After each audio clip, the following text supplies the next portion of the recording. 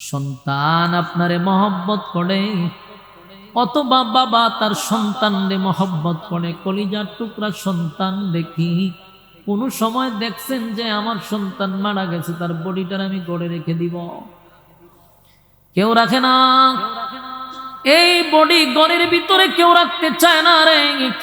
যত ভালোবাসার যত মহব্বত হোক না কেন, এই দেহ আর ঘরে রাখতে দেয় না। আপনার কোটি টাকার বাড়ি, নিজের পছন্দ মতো ঘর আপনি সাজাইলেন, ঘর বানাইলেন, আপনার বেডরুম সাজাইলেন, সব আপনি নিজের হাতে করলেন, কিন্তু এই বডির থেকে যেদিন রুহু বাহির হয়ে যাবে, আপনার ঘরে আপনারে আর থাকতে দেয় না, আর ঘরে থাকতে দিবে না। যত আপন মানুষই হোক না কেন, তাড়াতাড়ি বডিটারে দাফন করো, ঠিক না বেটি? বডি আর গড়ে রাখতে দেয় না। শুধু বডি না, আপনার নামটাই তো তারা চেঞ্জ করে দেয়, ঠিক না বেটি? আপনার নামও চেঞ্জ করে দেয়। নাম ছিল আব্দুর রহমান, নাম ছিল আব্দুল্লাহ, কিন্তু রুহু বাহির হওয়ার পরে কত নিষ্ঠুর। আর আব্দুল্লাহ বলে কেউ ডাক দেয় না গো, আর আব্দুর রহমান বলেও কেউ ডাক দেয় না। তখন সবাই বলে লাশটা ঘর থেকে বাহির করো, লাশটারে খাটিয়াতে উঠাও, লাশকে দোয়াও, লাশকে কাফন পরাও। নিজের সন্তানও বলে লাশটা ঘর থেকে বাহির করো। রুহু বাহির হওয়ার পরে আর আব্বু বলে ডাক দেয় না, ভাই বলেও ডাক দেয় না, সন্তান বলেও ডাক দেয় না। এই পৃথিবী কত নিষ্ঠুর, চিন্তা করেন আমার যুবক ভাইরা। এই পৃথিবীতে মরে যাওয়ার সাথে সাথে, রুহু বাহির হওয়ার সাথে সাথে ব্যক্তিগত কিয়ামত ঘটে যাওয়ার কারণে আপনি আমাকে একটা সেকেন্ড আর রাখতে দেয় না রে। মানুষ একবারও চিন্তা করে না, যার টাকা দিয়া বাড়ি বানাইলাম, ঘর বানাইলাম, ব্যবসা বাণিজ্য সব তার রয়ে গেল, কিন্তু এই লোকটারে আর ঘরে রাখতে দেয় না। কারণ এই কিয়ামত হওয়ার কারণে আপনার বডি সব ধ্বংস হয়ে গেছে। এখন বডি যত সময় থাকবে তত এটা ফুলতে থাকবে, নষ্ট হইতে থাকবে, দুর্গন্ধ বাহির হবে। এই জন্য মানুষ ঘরে আর রাখতে দেয় না। আল্লাহ বলেন, বান্দা শুন, তুই একবার চিন্তা কর দুনিয়াটা কত নিষ্ঠুর, আর কত নিষ্ঠুর, আর কত নিষ্ঠুর।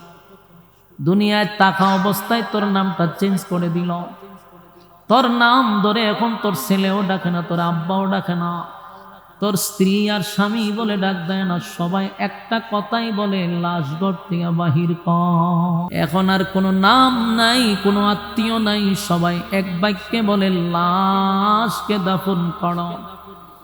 মুর্শিদও এলান হয়ে যায়, লাশের জানাজা, লাশ খাটিয়াতে তুইলা মানুষ নিয়ে যায়, তখন লাশ লাশই বলে, একটা মানুষ আর নাম ধরে ডাক দেয় না গো আমার যুবক ভাইরা।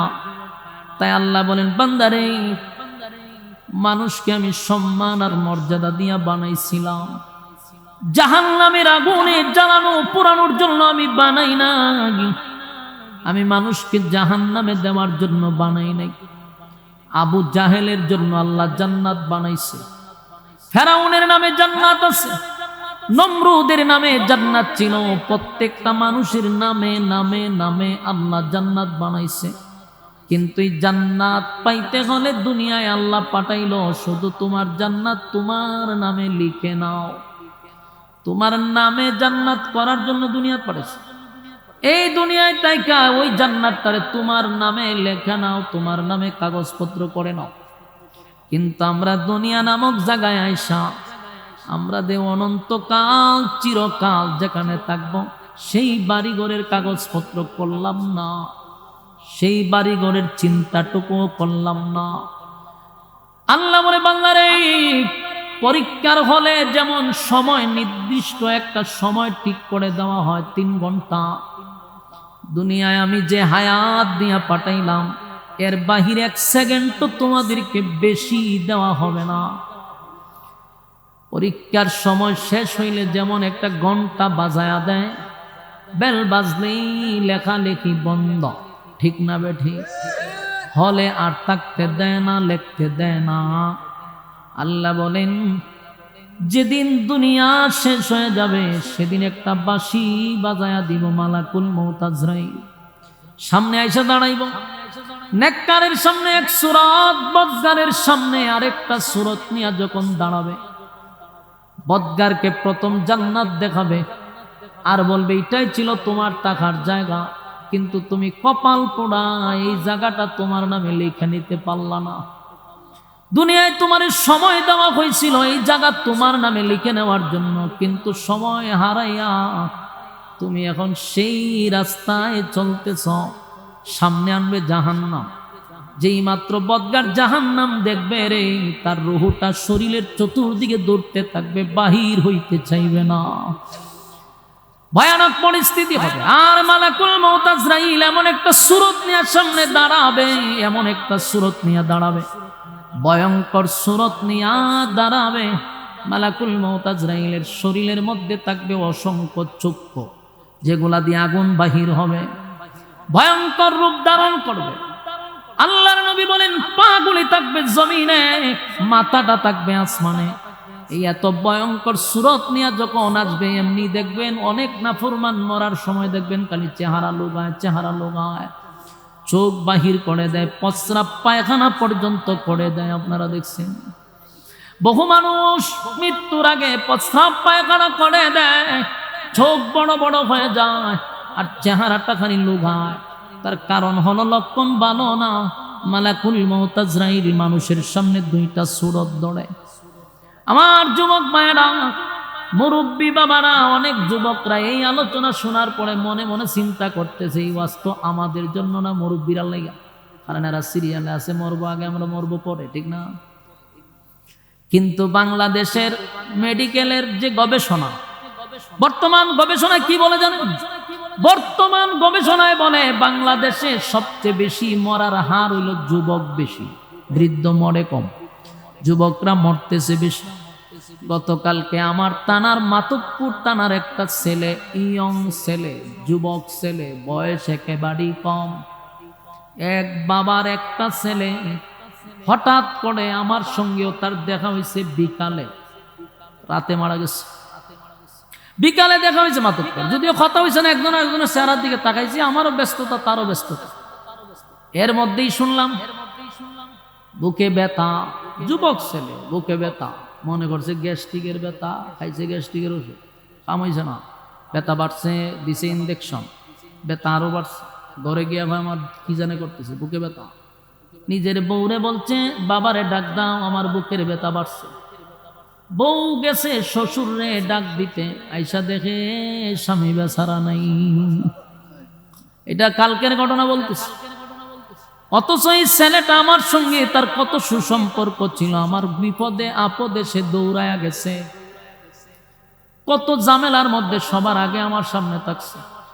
মাতবপুর থানায় একবার আমারে প্রশাসন আমারে ওয়াজ করতে দেয় নাই, যুবক গিয়া প্যান্ডেলের স্টেজে দাঁড়াইছে আমার ভক্তি। কত জায়গায় আমার সাথে ছিল, ইয়ং যুবক দুনিয়ার থেকে বিদায় হয়ে গেছে। তাই এখন গবেষণায় ধরা পড়ছে যুবক মরে বেশি, বৃদ্ধ মরে কম। যেই সমস্ত যুবকরা ফাঙ্কা গজাইয়া মনে যেমনে চায় এমনি চলতেছ, আর মনে মনে ভাবতেছ আমরা কি মরুম নাকি মরলে বুড়াড়ি মরব। বুড়া মরে না, যুবক মরে বেশি এখন, ঠিক না বেটি? কারণ বুড়া মানুষের মোবাইলের গুণা নাই, চোখের গুণা নাই, আখাম কুখাম নাই।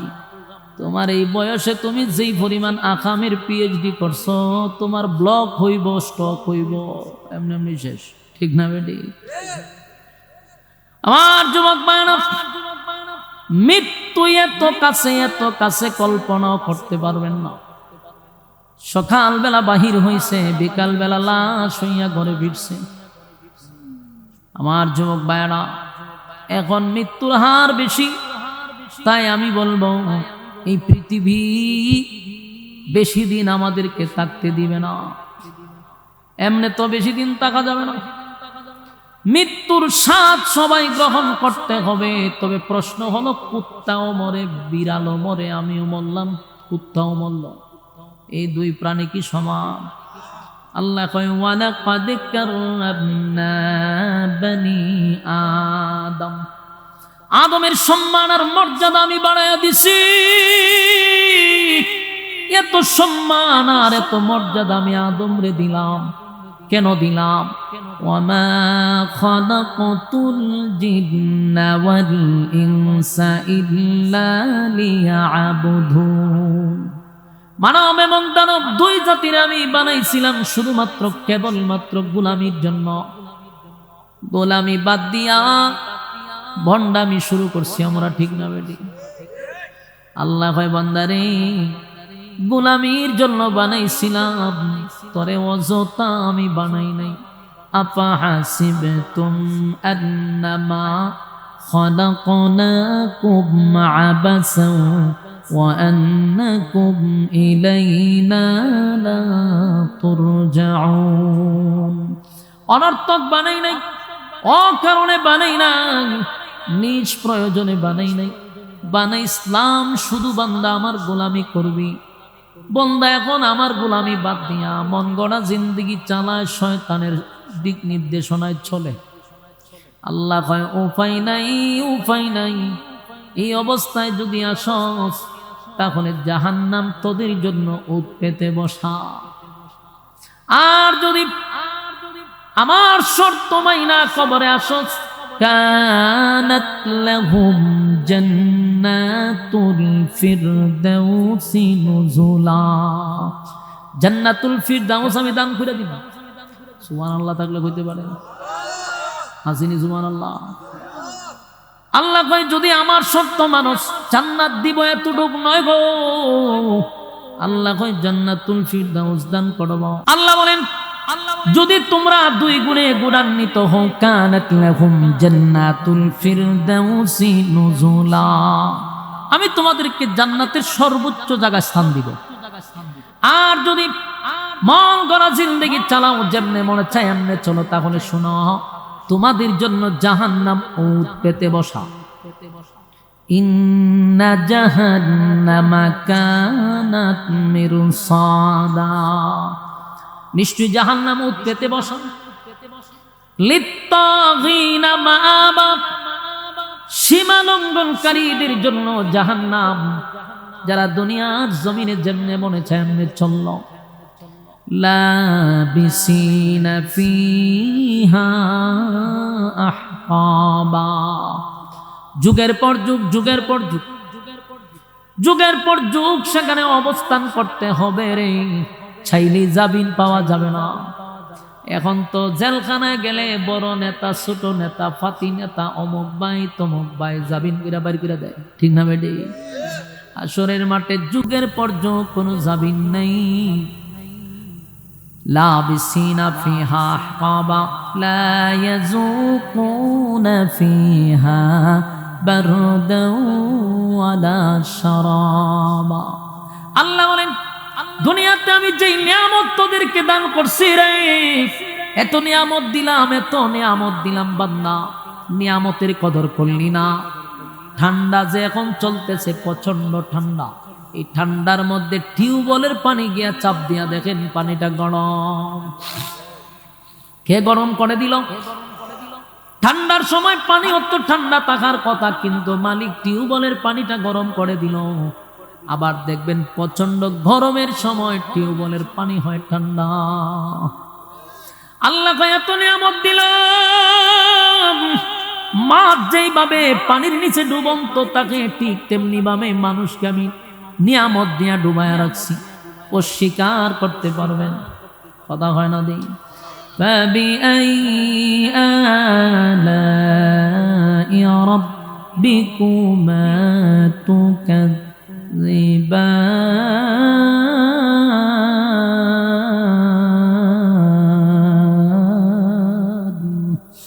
আল্লাহ বলেন, فبأي آلاء ربكما تكذبان। বান্দা বল, কোন কোন নিয়ামতের আমার অস্বীকার করবি?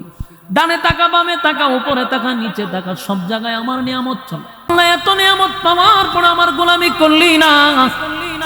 আল্লাহ কয় সেখানে ঠান্ডা এবং পানি শরবতের কোনো ব্যবস্থাই করা হবে না, ইল্লা হামিমান ওয়া গাসসাকা। এমন এক পানি আর দেওয়া হবে না যেই পানির জন্য মানুষ হাজার হাজার হাজার বছর পর্যন্ত আবদার করবে, কিন্তু এমন একটা পানি তখন দড়ায়া দেওয়া হবে, বান্দা পানি পান করে বলবে আল্লাহ পানি পান করার আগেই ভালো ছিল। কারণ এই পানি পান করবে রক্ত পুজ আর বিষাক্ত পানি, টকবগে গরম, ভিতরের নারী বুড়ি সব পচে গলে বাহির হয়ে যাবে। একটা চিৎকার দিয়া বলবে মালিক এই পানি তো আপনার কাছে চাই নাই। তখন আল্লাহ কি জবাব দেয় শুনেন, জাযাআও ওয়াফাকা। তখন বুঝ বান্দা কেমন লাগে। এই কথাটা এমন আঘাত লাগবে, একদিকে শারীরিক যন্ত্রণা, অন্যদিকে এই কথার দ্বারায় মানসিক যন্ত্রণা শুরু হবে। আল্লাহ বলে এখন বুঝ মজা কেমন লাগে, দুনিয়াতে আমার দেওয়া নিয়ামত খাইয়া আমার নাফরমানি করলি। আমি যদি বান্দা দুনিয়ায় তুই একবার ডাক দিতি 70 বার তো আমি জবাব দিতাম। আজকে তুই জাহান্নামে আইসা 1000 বছর ডাকছস, আমি জবাব দিতে প্রস্তুত না। সম্মানিত সুধী, যেটা বলতেছিলাম যে মানুষ গুনাহের প্রতিযোগিতায় এখন ব্যস্ত, নেকের প্রতিযোগিতায় মানুষের উপস্থিতি খুবই কম। এর একটা কারণ হলো আল্লাহ রাসূল বলেন যে 1000-এর মধ্যে 999 জন যাবে জাহান্নামে আর একজন যাবে জান্নাতে। আর আপনি হিসাব করেন 999 জন যদি জাহান্নামে যায় আর একজন যদি হয় জান্নাতি, তাহলে এই এলাকার মধ্যে যদি 1000 অথবা এখানে যদি 5000 মানুষ থাকে, 5000 মানুষের মধ্যে যদি আপনি 999 জন বাদ দেন, একজন করে হিসাব করেন, আমার মনে হয় এই মানুষগুলো এখানে বসছে। ঠিক না ঠিক? তাহলে জান্নাতের দিকে লোক খুব কম, জাহান্নামীদের সংখ্যা বেশি। এখানে যদি একটা নর্তকী আনা হইতো, আপনার কি ধারণা জাগা নিত? এতক্ষণে লোকে লোকারণ্য হইতো। এমন কিছু যুবকরা আসতো যাদেরকে দেখলে বোঝা যায় যে এরা জমিন থেকে আসে নাই, অন্য কোনো গ্রহের থেকে আসছে। দেখতেন কালার মালার করে চুল টুল খানো, ঢুল টুল লাগাইয়া, উন্না সুন্না লাগাইয়া কি একটা রাস্তাঘাটে বাঁশি বাজায় আসতো। ঠিক না ঠিক? নর্তকীর নাচ দেখার জন্য পুরো এলাকায় লোকে লোকারণ্য হয়ে যেত। কেন? কারণ গুনাহ যেখানে বেশি, প্রতিযোগিতা সেখানে বেশি। তো এখানে যারা আসছেন, আল্লাহ আপনাদেরকে ভালোবাসে বিদায় এই প্রচন্ড ঠান্ডার মধ্যে আরামের বিছানা ছেড়ে আপনারা এখানে বসছেন, এটা সাধারণ কথা না। অনেক ত্যাগ করছেন আপনারা। এটা এক ধরনের একটা জিহাদ, এটা এক ধরনের একটা ইমানি পরীক্ষা, যে অসংখ্য মানুষের মাঝখান থেকে আল্লাহ কিছু সংখ্যক মানুষকে ভালোবেসে এমন একটি মজলিসে বসার সুযোগ করে দিয়েছেন। এই জন্য আমরা সকলেই বলি আলহামদুলিল্লাহ। লক্ষ কোটি দুরুদ এবং সালাম আল্লাহর সৃষ্টির প্রধান আকর্ষণ জনাবে মুহাম্মদুর রাসূলুল্লাহ সাল্লাল্লাহু আলাইহি ওয়াসাল্লামের উপর। সম্মানিত সুধী, আমি আপনাদের সামনে সূরা নাবা এর শেষ অংশের কিছু আয়াতে কারিমা আপনাদের সামনে তেলাওয়াত করছি। এই আয়াতগুলিকে সামনে রেখে কিছু কথা উপস্থাপন করতে চাই। রব্বে কারীম যেন আমাকে বলার, আপনাদেরকে শ্রবণ করার তৌফিক দান করে, সকলে বলে আমিন।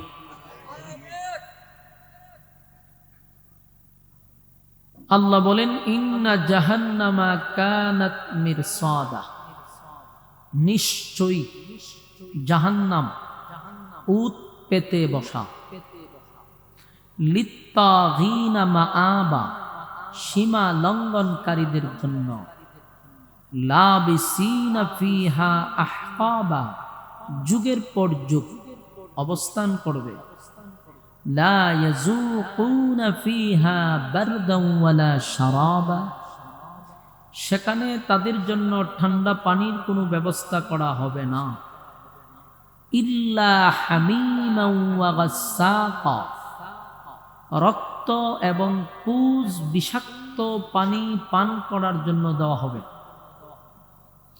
লাবিসিনা ফিহা আহকাবা লা ইয়াযুকুনা ফিহা বারদান ওয়ালা শারাবা ইল্লা হামিমা ওয়া গাসসাকা। ইল্লা হামিমা ওয়া গাসসাকা এমন এক পানি যা রক্ত, যা পুজ, বিষাক্ত পানি, গরম টকবগে, এই পানিগুলো তাদেরকে পান করার জন্য দেওয়া হবে। জাযাআও ওয়িফাকা, এটা তাদের কৃতকর্মের ফল। সম্মানিত সুধী, তাহলে আসুন আয়াতগুলির অর্থ আমরা শুনলাম, আসুন আমরা বিস্তারিত কিছু কথা বলার চেষ্টা করি। প্রত্যেকটা মানুষ জান্নাতেই যাইতে চায়, কেউ জাহান্নামে যেতে চায় না। যারা এখন আড্ডা মারতেছে, গল্প করতেছে রাস্তা, এরাও জান্নাতেই যাইতে চায়। কথা কন। যারা এই মাহফিল রাইখা রাস্তাঘাটে গল্পতে ব্যস্ত, আড্ডাতে ব্যস্ত, এরাও কিন্তু জান্নাতেই যাইতে চায়। আপনারা যারা সামনে বসে রয়েছেন তারাও জান্নাতেই যাইতে চান। বেনামাজিও জান্নাতে যাইতে চায়, সুদকুরও জান্নাতে যাইতে চায়, ঘুষকুরও জান্নাতে যাইতে চায়, সাদাবাজও জান্নাতে যাইতে চায়, টেন্ডারবাজও জান্নাতে যাইতে চায়। সবার দাবি হলো সবাই জান্নাতে যেতে চায়। কিন্তু জান্নাত আমাদের মামুর বাড়ি না, জান্নাত আমাদের আত্মীয়র বাড়ি না যে বললেই আপনি যেতে পারবেন। দাবি তো সবার জান্নাতে যেতে চায়। আল্লাহ বলেন জান্নাতে যদি যাইতে হয় তাহলে অবশ্যই নেক আমলের সাথে জড়িত থাকতে হবে। নেক আমলের সংখ্যা বাড়াইতে হবে, আমল ভারী করতে হবে। হাসরের মাঠে নেক আমলের দাম আছে, নেক আমল নাই, 4 পয়সার কোনো দাম নেই। এই যে আল্লাহ বলল যে জাহান্নাম তোমাদের জন্য উৎপেতে বসা, তো এই জাহান্নামে আল্লাহ দেওয়ার জন্য মানুষ বানায় নাই। আল্লাহ মানুষকে সবচেয়ে সুন্দর এবং সম্মান এবং মর্যাদা দিয়ে বানাইছে। জাহান্নামে পুরানোর জন্য আল্লাহ বানায় নাই। মিস্টার ফেরাউনের জন্য আল্লাহ একটা জান্নাত লিখে রাখছিল, নমরুদের জন্য জান্নাত লিখে রাখছিল, আবু জাহেলের জন্য জান্নাত লিখে রাখছিল, বুশের জন্য জান্নাত লিখে রাখছিল, জো বাইডেনের জন্য জান্নাত লিখে রাখছিল, আদা পাগল ট্রাম্পের জন্য লিখে রাখছিল, সাওয়ালা গোবর খাওয়া মোদির জন্য একটা জান্নাত লিখে রাখছিল, আমরার আশু আফার জন্য একটা জান্নাত লিখে রাখছিল, ডক্টর ইউনুসের লেগেও একটা জান্নাত লেখা ছিল, আসিফ নজরুলের লেগেও একটা জান্নাত লেখা ছিল। কথা এখন ঠিক না বেঠিক? তো এদের জন্য জান্নাত লেখা ছিল। দুর্ভাগ্য এদের কপালে ঠাডা পড়ছে, এই জান্নাত কি তারা পাবে? বলেন আপনি আগাম জানেন কেমনে? বলে লক্ষণে হয়। বলেন কে হয়? লক্ষণে হয় এদেরকে জান্নাত দেওয়া হবে। কারণ আল্লাহ যে শর্ত দিয়েছি, শর্ত তো তারা মানতেছে না। জান্নাতে যাওয়ার জন্য যে শর্তের দরকার, এই শর্ত কি তারা মানে? তাহলে আমরা বলতে পারি, কেন বলতে পারি? যে আল্লাহ যে শর্ত দিয়েছি শর্ত মানে নাই, জান্নাতে যাওয়া সম্ভব না। এরা আবার বুক ফুলায়া বলে যে হুজুররা কি জান্নাতের টিকিট বেচে, জান্নাত দিবে আল্লাহ, এটা আল্লাহ ভালো জানে। হুজুররা জানে কেমনে? হুজুররা জানতো না তো কি করতো? আল্লাহ তো প্রশ্ন ফাঁস করে দিছে।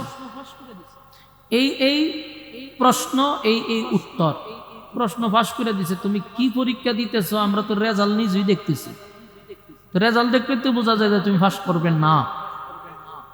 তো রেজাল্ট দেখার পর আমরা যখন দেখছি তুমি ফাঁস করছো না, তো আমরা তো অগ্রিমে বলে দিতে পারি যে পরের ক্লাসে উঠতে পারবে না। ঠিক তোমাদের আকাম কুকাম আমাদের চোখের সামনে যখন তুলে ধরে, আমরাও এটা গ্যারান্টি দিয়ে বলতে পারি যে তোমরা জান্নাতের যোগ্য না। তো আল্লাহ আমাদেরকে জাহান্নামে দেওয়ার জন্য বানায় নাই, বানাইছে জান্নাত দেওয়ার জন্য। তো আমরা জাহান্নামী কেন হলাম এবং কেন হব? যে শর্তগুলো আল্লাহ দিয়েছিল একটা শর্ত আমরা মানি না, যার জন্য জাহান্নাম আমাদের জন্য উৎপাইতে বসে রয়েছে। যেহেতু আমরা শর্ত মানি নাই, সীমা লঙ্ঘন করছি, মন গড়া চলতেছি, তো জাহান্নাম উৎপাইতে বসে রয়েছে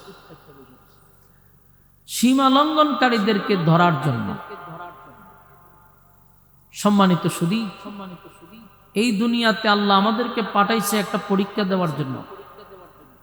পরীক্ষায় যদি পাস করো জান্নাত পাইবা, পরীক্ষায় যদি ফেল করো জাহান্নামে যাইবা। তো পরীক্ষায় পাস করার জন্য কোন সময় আমরা দুনিয়ার যে পরীক্ষা দিই, প্রশ্ন কি আর ফাঁস হয়? প্রশ্ন গোপন থাকে। পরীক্ষার 10-15 মিনিট আগে শিক্ষার্থীদের হাতে দেওয়া হয়। কিন্তু আল্লাহ যে পরীক্ষার হলে আমাদেরকে পাঠাইছে সবগুলা প্রশ্ন আগেই ফাঁস করে দিছে, যেন একটা বন্ধ ফেল না করে। আল্লাহ যদি আমাদেরকে ফেল করানোর উদ্দেশ্য থাকতো তাহলে তো প্রশ্ন ফাঁস করতো না। মালিক চায় প্রত্যেকটা বান্দা বান্দি যেন পরীক্ষা ফাঁস করে, এই জন্য প্রশ্ন ফাঁস করে দিছে। কোন রাস্তায় গেলে জাহান্নাম, কোন রাস্তায় গেলে জান্নাত, তা আগে ফাঁস করে দিছে। প্রশ্ন পাস হওয়ার পরেও যদি তুমি ফেল করো তোমার দুর্ভাগ্য। বাস্তব না বাস্তব? বুঝুননি কথা? বুঝলে হানা কইন। আল্লাহ প্রশ্ন ফাঁস করে দিছে, এরপরেও যদি আমরা ফেল করি তো এটা আমাদের দুর্ভাগ্য। আল্লাহ এটাও জানিয়ে দিছে যে এটা হলো একটা ক্ষণস্থায়ী, কিছুদিনের জন্য পাঠাইছে। হায়াত খুবই সীমিত, অল্প সময়ের জন্য পাঠাইছি, এর ভিতরে পরীক্ষা দাও। কারো হলে সময় বেশি, কারো হলে সময় কম, কারো 30 বছর, 40 বছর, 50 বছর, 60, 70, 80। 60, 70, 80, এখন আর 80 তার যাওয়া, আমরার জেনারেশন যাওয়া সম্ভব না। কেন না? কারণ আমাদের আকাম কুকাম বেশি, আমাদের হায়াতও কম। আগের মানুষের আকাম কুকাম ছিল কম, হায়াত বেশি ছিল। এখন আমরা গুনাহ করি বেশি, আমরা হায়াত কম। তো আল্লাহ রাব্বুল আলামিন এটাও জানাই দিছে পৃথিবী একটা ক্ষণস্থায়ী। চিরস্থায়ী সুখ শান্তি পাওয়ার জন্য এই ক্ষণস্থায়ী দুনিয়াতে পরীক্ষায় পাস করতে হবে। কথা কি বুঝতেছেন? পৃথিবী কি থাকবে সব সময়? আল্লাহ বলেন এই বিশ্ব পরিস্থিতির পরিসমাপ্তি আমি ঘটায়া দিব, পৃথিবী থাকবে না। যেটাকে আমরা বলি কিয়ামত। কিয়ামত কিন্তু দুই প্রকার, একটা ছোট কিয়ামত, একটা বড় কিয়ামত। ছোট কিয়ামতটা হলো যার যার কিয়ামত, ব্যক্তিগত কিয়ামত। আরেকটা হলো বড় কিয়ামত, সেটা সমষ্টিগত কিয়ামত, যেটা ইসরাফিল আলাইহিস সালাতু ওয়াস সালামের মাধ্যমে আল্লাহ এই বিশ্ব পরিস্থিতির পরিসমাপ্তি ঘটায়া দিবে। আর ব্যক্তিগত যে কিয়ামত, এটা আমাদের সকলের মধ্যেই সামনে। আমরা এখন যারা এখানে বসা আছেন, আমি সহ, আমাদের প্রত্যেকের একটা ব্যক্তিগত কিয়ামত আছে। মা মাতা ফাকাত কামাত কিয়ামতুহু, যে যখন মারা যাবে তার কিয়ামত তখন শুরু হবে। তো কিয়ামত হয় ভূমিকম্পের মাধ্যমে, ঠিক না? ইযা যুলজিলাতিল আরদু জিলজালাহা ওয়া খরাজাতিল আরদু আসকালাহা। কিয়ামত হবে ভূমিকম্পের মাধ্যমে, জমিনে ঝাঁকুনি হবে। আল্লাহ বলেন কুল্লু মান আলাইহা ফান, সব ধ্বংস করে দিবে। কিন্তু ব্যক্তিগত কিয়ামতটা আবার কিভাবে হবে? বলে ব্যক্তিগত কিয়ামত যেদিন হবে সেদিনও শরীরে একটা ভূমিকম্প হবে, আমাদের বডিতে একটা ভূমিকম্প হবে। মালাকুল মউত আজরাইল যখন আসবে তখন আমাদের বডিতে একটা ভূমিকম্প শুরু হবে। এই ভূমিকম্পটা যে সময় হবে আমাদের অস্তিত্ব আর থাকবে না, পুরা শরীরের মধ্যে ভূমিকম্প হবে। এটারে বলা হয় ব্যক্তিগত কিয়ামত। মালাকুল মউত আজরাইল নেককারের সামনে একরকম সূরত নিয়ে আসবে, বদগারের সামনে আরেক রকম সূরত নিয়ে আসবে। বদগারের সামনে যে সূরতটা নিয়ে আসবে এটা অত্যন্ত ভয়ঙ্কর। যেই সূরত দেখার পরে তার রুহুটা আর বাহির হতে চাবে না, সারা শরীরে একটা দৌড়াদৌড়ি শুরু করবে, ভয়ঙ্কর একটা পরিস্থিতি শুরু হবে, কাঁপুনি শুরু হবে। মালাকুল মউত আজরাইল বদগারের সামনে আয়েশা প্রথমেই তাকে জান্নাত দেখাবে। জান্নাতের দৃশ্যটা তার চোখের সামনে তুলে ধরবে, বলবে এটা ছিল তোমার জায়গা, এখানেই ছিল তোমার বসবাসের জায়গা, কিন্তু তোমার আকাম কুকামের কারণে এখন তুমি যে জায়গায় যাইবা জাহান্নামটা তার চোখের সামনে তুলে ধরবে। এটা দেখার পরে সে আর বাইর হইতে চাবে না, সারাটা বডিতে দৌড়াদৌড়ি করবে। মালাকুল মউত সেখান থেকে চিপতে চিপতে তারে বাইর করবে। সেই বডিটার মধ্যে একটা ভূমিকম্প শুরু হবে। এজন্য এটাকে বলা হয় ব্যক্তিগত কিয়ামত। কথা কি বুঝতেছেন? আর সমষ্টিগত কিয়ামত ইসরাফিলের মাধ্যমে। ইযা যুলজিলাতিল আরদু জিলজালাহা ওয়া আখরাজাতিল আরদু আসকালাহা ওয়া ক্বালাল ইনসানু মা লাহা। আল্লাহ রাব্বুল আলামিন বলেন কিয়ামত হবে, কিয়ামত হবে যে এটা কোনো সন্দেহ আছে আপনাদের? কিয়ামত হবে এটার কোনো সন্দেহ নেই, সন্দেহ করা যাবে না। ভাই বক্সটা একবার বাড়ে একবার কমে, এটার কারণটা কি? মাঝে মধ্যে নাই এই জায়গা আবার শুরু হয়, যেটা দেখেন তো অনেকক্ষণ ধরে ঝামেলা করতেছে। ইযা যুলজিলাতিল আরদু জিলজালাহা, জমিনের মধ্যে ভূমিকম্প হবে, জালজালা শুরু হয়ে যাবে, জমিনের মধ্যে ভূমিকম্প হবে, জমিনের মধ্যে ঝাঁকুনি দিবে। আল্লাহ বলেন এই পৃথিবী আমি রাখবো না, বিশ্ব পরিস্থিতির পরিসমাপ্তি আমি ঘটায়া দিব।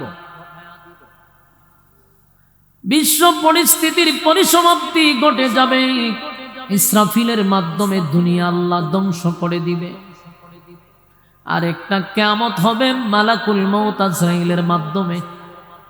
তোমার আমার সকলেই সেই কিয়ামত ভোগ করতে হবে, কারণ এটা ব্যক্তিগত কিয়ামত। প্রত্যেকটা মানুষ যেমন কুল্লু নাফসিন যায়িকাতুল মাউত, প্রত্যেকটা মানুষ যেমন মৃত্যুর স্বাদ গ্রহণ করতে হবে। এই মৃত্যুর মাধ্যমেই তোমার আমার বডিতে একটা ভূমিকম্প হবে, যেটাকে ব্যক্তিগত কিয়ামত বলা হয় রে। ব্যক্তিগত কিয়ামত যেদিন হবে সেদিন এই বডির মধ্যে একটা ঝাঁকুনি শুরু হবে। যেই ঝাঁকুনির পরে তোমার বডিটা ধ্বংস হয়ে যাবে, নিতর দেহ পড়ে থাকবে কিন্তু রুহু থাকবে না। রুহু চলে যাবে। রুহুটা যখন বাহির হবে তখন ছোট মোটো একটা কিয়ামত হয়ে যাবে তোমার জন্য। এই পৃথিবী আল্লাহ যেমন ধ্বংস করে দিবে, তোমার বডিটাও ধ্বংস হয়ে যাবে, পচে যাবে, গলে যাবে। কত পোকামাকড় আমাদের শরীরটাকে ধ্বংস করে দিবে। দুনিয়া যেমন এক সময় চন্দ্র সূর্য গ্রহ নক্ষত্র পাহাড় পর্বত সাগর নদী নালা খাল বিল কীট পতঙ্গ কিছুই থাকবে না, সিংহায় ফুকের মাধ্যমে আমার আল্লাহ ধ্বংস করে দিবে।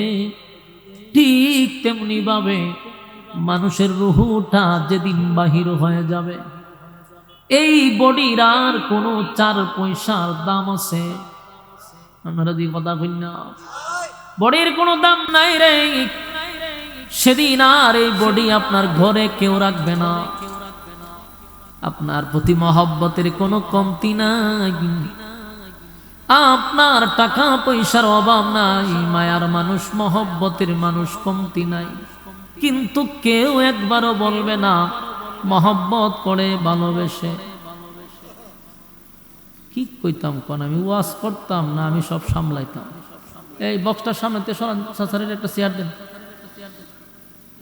একটা ডং রাস্তার মধ্যে দিয়েছেন আপনারা মাহফিল দিতেন প্যান্ডেলটার ওই দিকে আনতেন, দৌড়াদৌড়ি এইখান থেকে সরান, বক্সের আওয়াজ পাই না তো আমি, দৌড়ে দৌড়ে দৌড়ে দৌড়ে ডং ডারে আন্দানের সামনে আনেন, ডঙ্গের সামনে যান আর আন খত্তান পরে একবার সাউন্ড যায় আবার আয়, সাউন্ড যায় আবার আয়, একবার ভাই না, কি যন্ত্রণা শুরু করছে।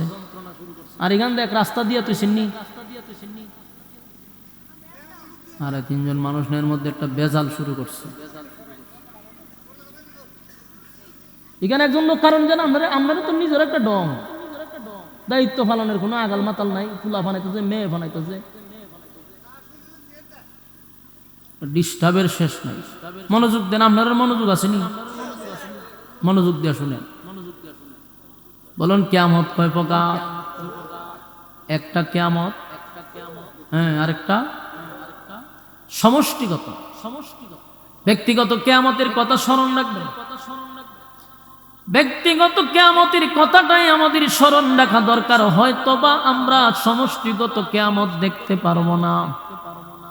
ওরে রয়্যালের ঘরে রয়্যাল, তোমার এটা একবার বন্ধ একবার চলে, হ্যাঁ, পাউন্ড বেড়ার থেকে তোমার মেজাজ গরম করো তোমরা, কইরা সেটা পরে কো হুজুর আমরা নামে গোস্তা কইয়েন না, হ্যাঁ, তোমরা এই ডং ডাঙ্গের লাগে তো তোমার বিরুদ্ধে কথা কম লাগে। ই পর্যন্ত খবর এটা বন্ধ, স্যার খবর চলতেছে। আল্লাহ রাব্বুল আলামিন বলেন, কুল্লু নাফসিন যায়িকাতুল মাউত, প্রত্যেকটা মানুষ মৃত্যুর স্বাদ গ্রহণ করবে, এতে কোনো সন্দেহ আছে? কোনো সন্দেহ নেই, মানুষ মৃত্যুর স্বাদ গ্রহণ করবে। নেককার হোক আর বদকার হোক, নেককার হোক আর বদকার হোক, সবাই কিন্তু মৃত্যুর স্বাদ গ্রহণ করতেই হবে। আপনি যদি নেককার হন তাও আপনাকে এটা ভোগ করতে হবে, আপনি যদি বদকার হন তাও করতে হবে। মৃত্যুর স্বাদ গ্রহণ করতে হবে, এখান থেকে বাঁচার কোনো সুযোগ নেই। আল্লাহর পরে যার সম্মান আর মর্যাদা, সেই নবীও কিন্তু মৃত্যুর স্বাদ গ্রহণ করছে, কথা হয় না? মালাকুল মউত আজরাইল যখন নবীর বুকে হাত রাখছিল, আল্লাহর নবী বলেন, মালাকুল মউত আজরাইল কি রাখলি রে? হুজুর আমার হাত রাখছি আপনার বুকে। নবী বলেন, আমি মনে করছি উহুদ পাহাড় বুঝি আমার বুকে রেখে দিছে। আল্লাহর পরে যার সম্মান আর মর্যাদা, সেই নবীর যদি এমনটা মনে হয় গো, বলুন আমাদের অবস্থাটা কেমন হবে? নেককার হোক আর বদকার হোক, প্রত্যেকের ব্যক্তিগত কিয়ামত আছে।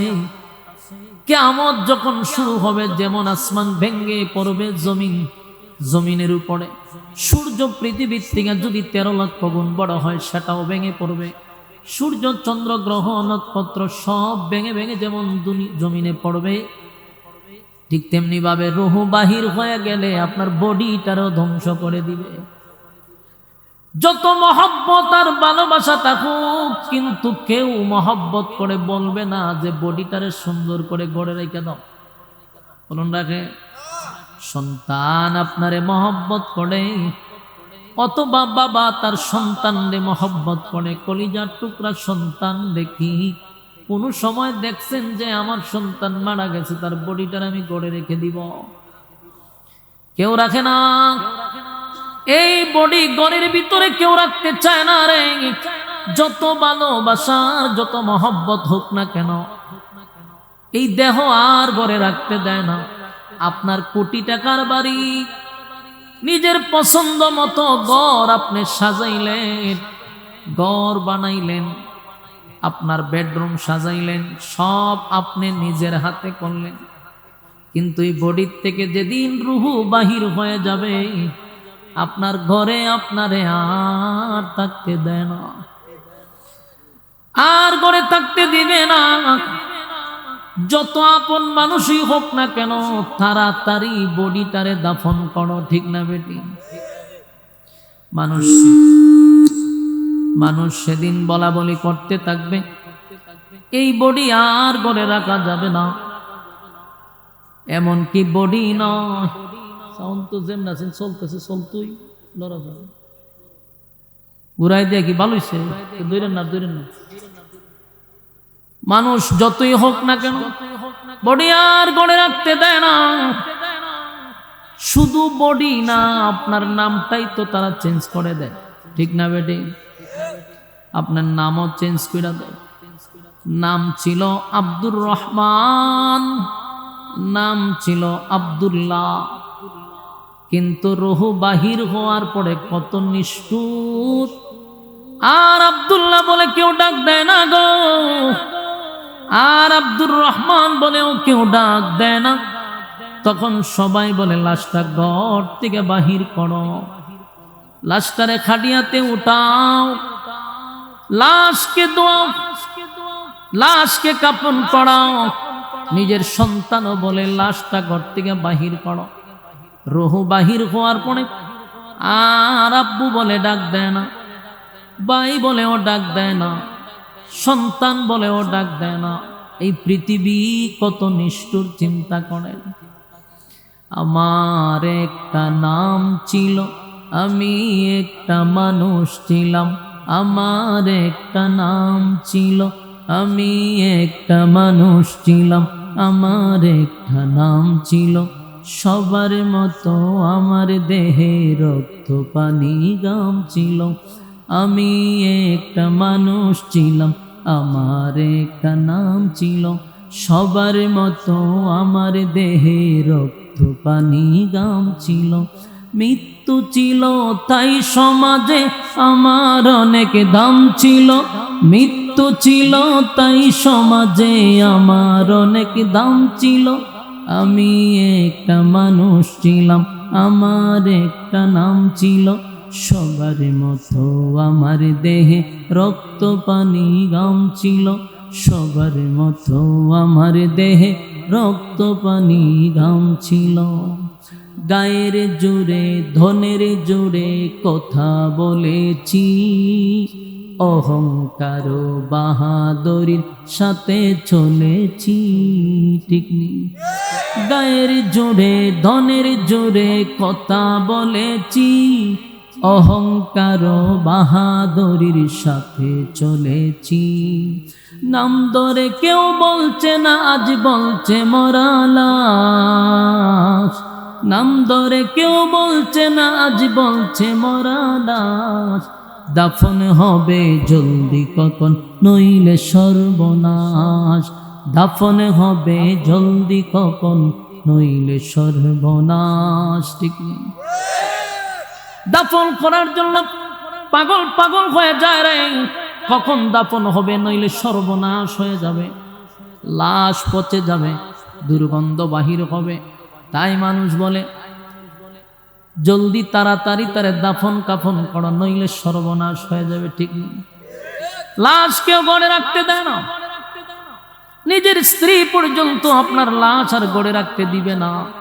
এই জন্য কবি বলেন, রাত্রে সবাই আমার ঘরে লাশের বয়ে কাঁপছিল।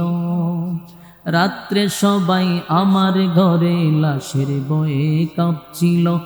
আমি একটা মানুষ ছিলাম, আমার একটা নাম ছিল, সবার মতো আমার দেহে রক্ত পানি গাম ছিল। সবার মতো আমার দেহে রক্ত পানি গাম ছিল। নাম ধরে কেউ বলছে না, আজ বলছে মরা লাশ। নাম ধরে কেউ বলছে না, আজ বলছে মরা লাশ। দাফন হবে জলদি কখন, নইলে সর্বনাশ।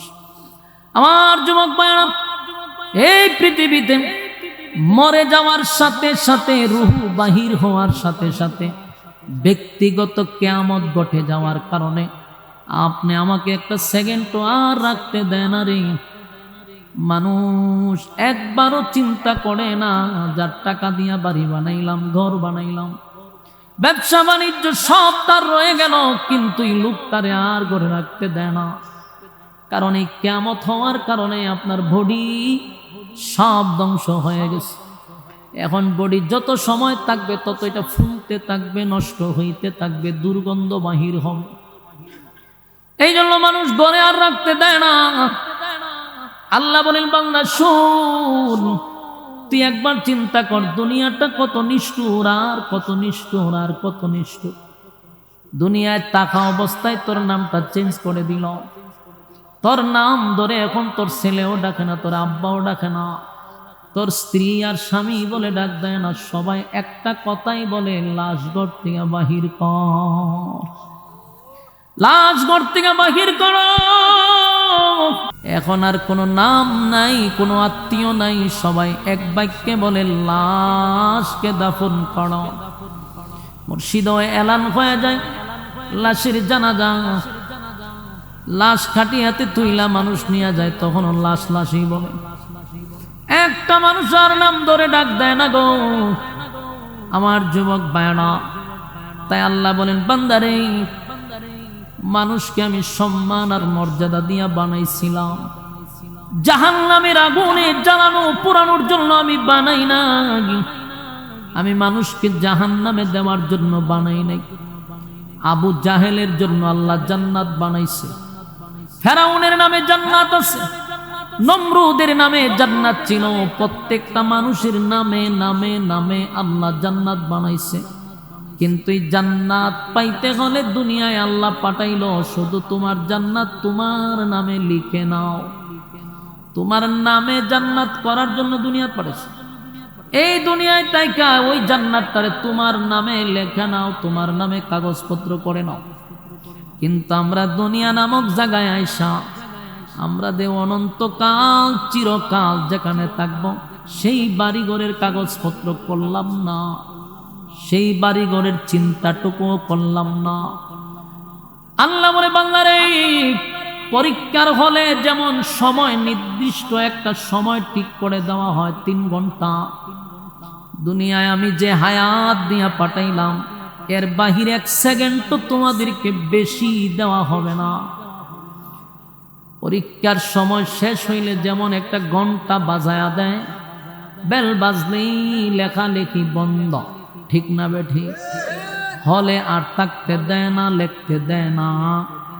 আল্লাহ বলেন যেদিন দুনিয়া শেষ হয়ে যাবে সেদিন একটা বাঁশি বাজায়া দিব, মালাকুল মউত আজরাইল সামনে আইসা দাঁড়াইব। নেককারের সামনে এক সূরত, বদগারের সামনে আরেকটা সূরত নিয়ে যখন দাঁড়াবে, বদগারকে প্রথম জান্নাত দেখাবে আর বলবে এটাই ছিল তোমার থাকার জায়গা, কিন্তু তুমি কপাল পোড়া এই জায়গাটা তোমার নামে লিখে নিতে পারলা না। দুনিয়ায় তোমার সময় দেওয়া হয়েছিল এই জায়গা তোমার নামে লিখে নেওয়ার জন্য, কিন্তু সময় হারাইয়া তুমি এখন সেই রাস্তায় চলতেছ। সামনে আনবে জাহান্নাম, যেই মাত্র বদগার জাহান্নাম দেখবে রে, তার রুহটা শরীরের চতুর্দিকে দৌড়তে থাকবে, বাহির হইতে চাইবে না।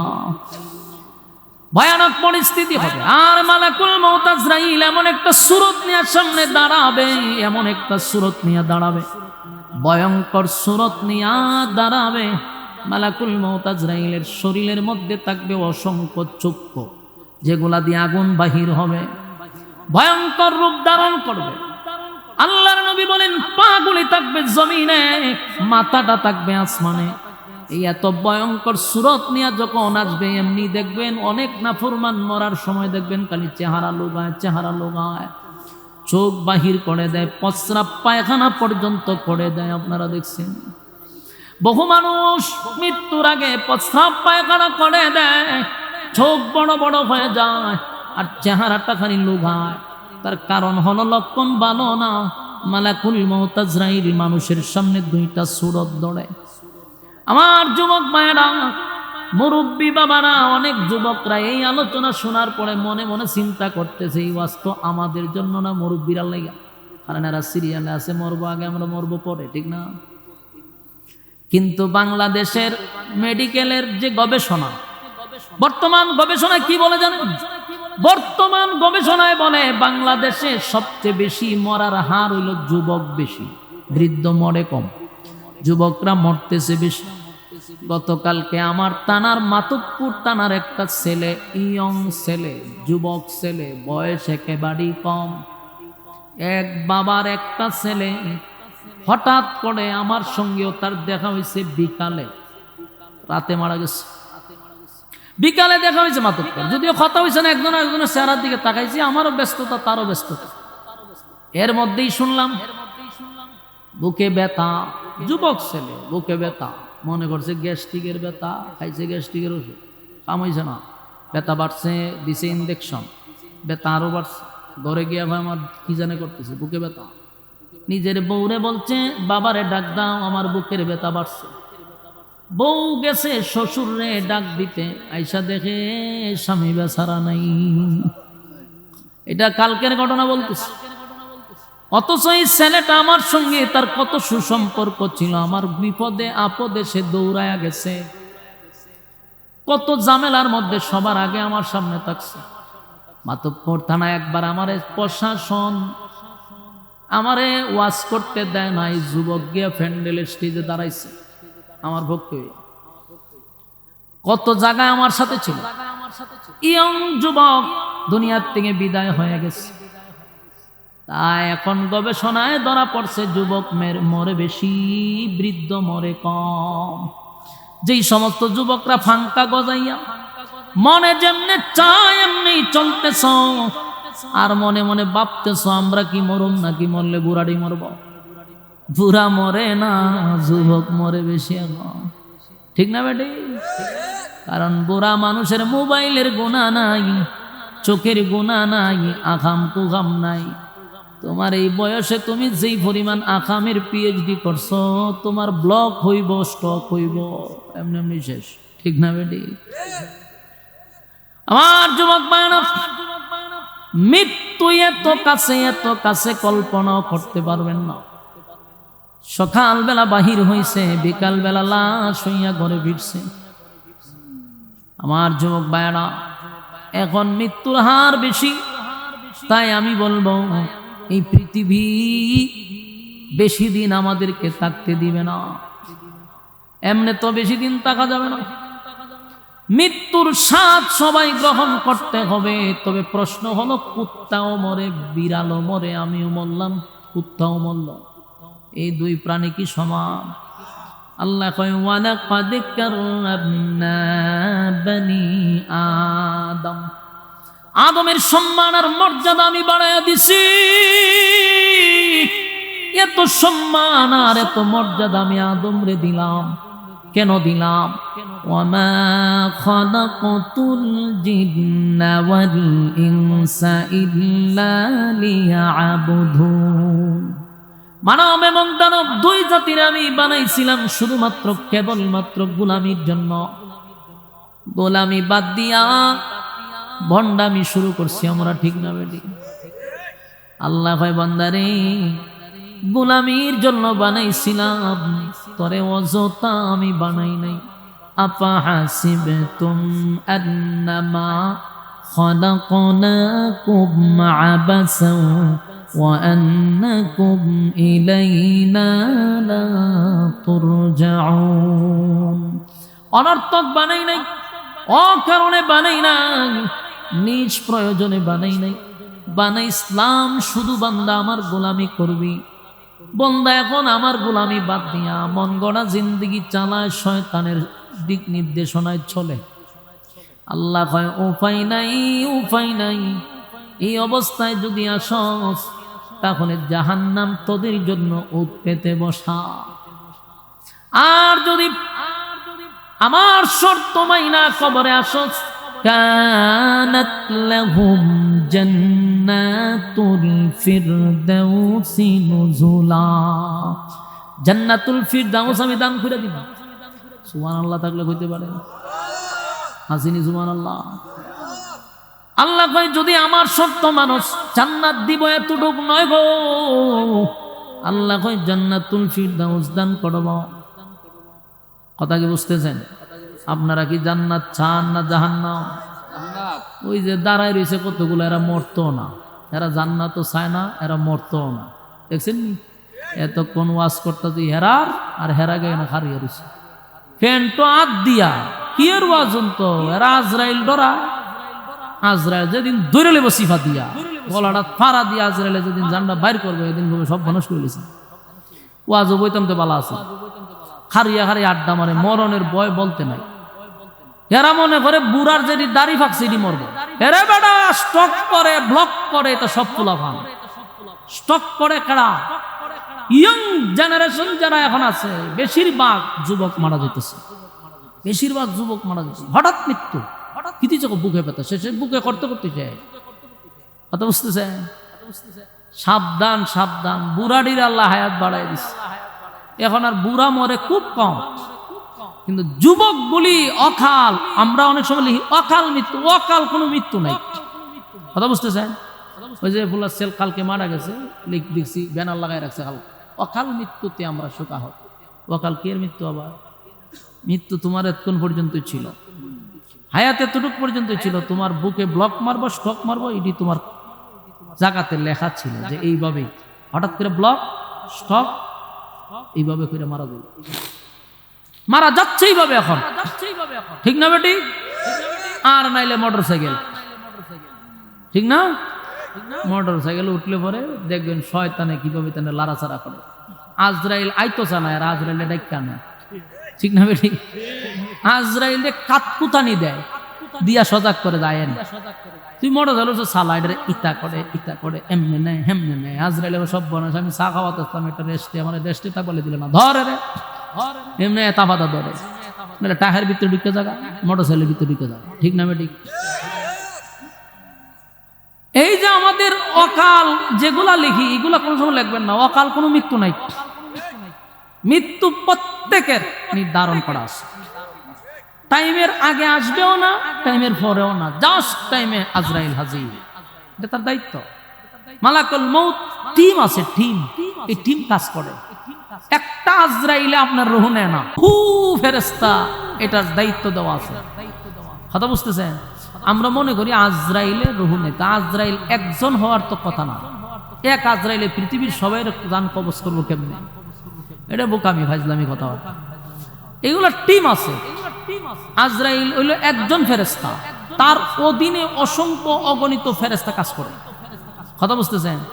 জিব্রাইল একজন ফেরেশতা, তার মাধ্যমে অসংখ্য অগণিত ফেরেশতারা কাজ করে। টিম আছে। আপনার মৃত্যুর সাথে একজন ফেরেশতা আল্লাহ ঠিক করে রাখছে, ওই ফেরেশতা অধীনে চলে, আজরাইলের অধীনে। সে প্রত্যেকের দায়িত্ব দিয়া রাখছে, নাম ঠিকানা সহ টাইম মতো আপনার কাছে সে উপস্থিত, সেকেন্ডেরও দেরি হবে না। কথা বুঝতেছেন? কিন্তু আমরা জানি না কখন আমাদের মৃত্যুর ঘন্টা বেজে যায়, আমরা জানি না। কিন্তু আল্লাহর কাছে সব দেওয়া আছে। আমার সাথে যে ফেরেশতারা আল্লাহ নিয়োজিত করে রাখছে, এর কাছে সব লিস্টই আছে। কোন সময়, কত তারিখে, কোন সালে, কোন টাইমে, দিনে না রাত্রে, বিকালে না সকালে, দুপুরে না ইয়তে, সব টাইম দেওয়া আছে। টাইম মতো সে চলে আসবে। কিন্তু কথা ছিল এটাই, মরবয়তে কোনো সন্দেহ নেই। কুত্তা মরে, বিলাই মরে, আমিও মরলাম, তাইলে আমাদেরকে সৃষ্টির শ্রেষ্ঠ কেন বানাইল? ঠিক না বেটি? আল্লাহ কয় লাহুম কুলুবুন লা ইয়াফকাহুনা বিহা ওয়া লাহুম আ'য়ুনুন লা ইউবসিরুনা বিহা ওয়া লাহুম আযানুন লা ইউবসিরুনা বিহা। চক্ষু দিলাম, কান দিলাম, অন্তর দিলাম। গরু, ছাগলের, কুকুর, বিড়ালের দুইটা চক্ষু আছে, কথা কানা জানা নাই? দুইটা চক্ষু আছে, কান আছে, নাক আছে, মুখ আছে, ঠিক না বেটি? তোমারও চোখ আছে, কান আছে, নাক আছে, মুখ আছে। হেরা খায় তুমিও খাও, হেরা ঘুমায় তুমিও ঘুমাও। কিন্তু আল্লাহ মানুষকে যেটা দিছে, চতুষ্পদ জানোয়ারকে সেটা দেয় নাই। বুঝার মতো ক্ষমতা, ভালো মন্দ বুঝে কে? মানুষ।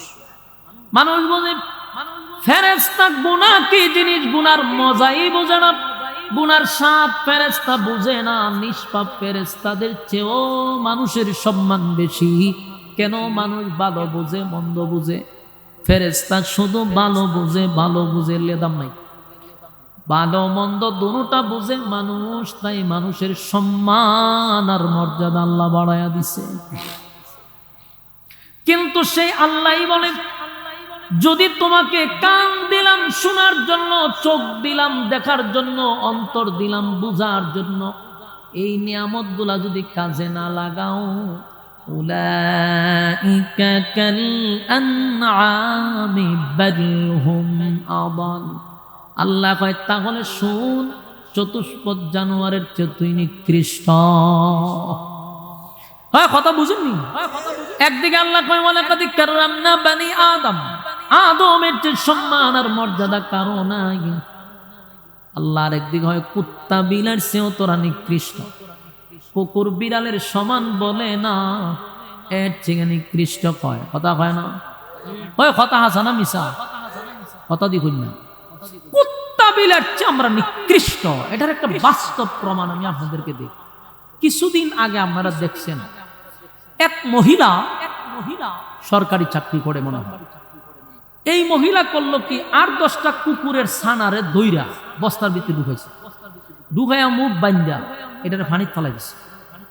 ফালাইছে পরে এই বাচ্চাগুলি মারা গেছে।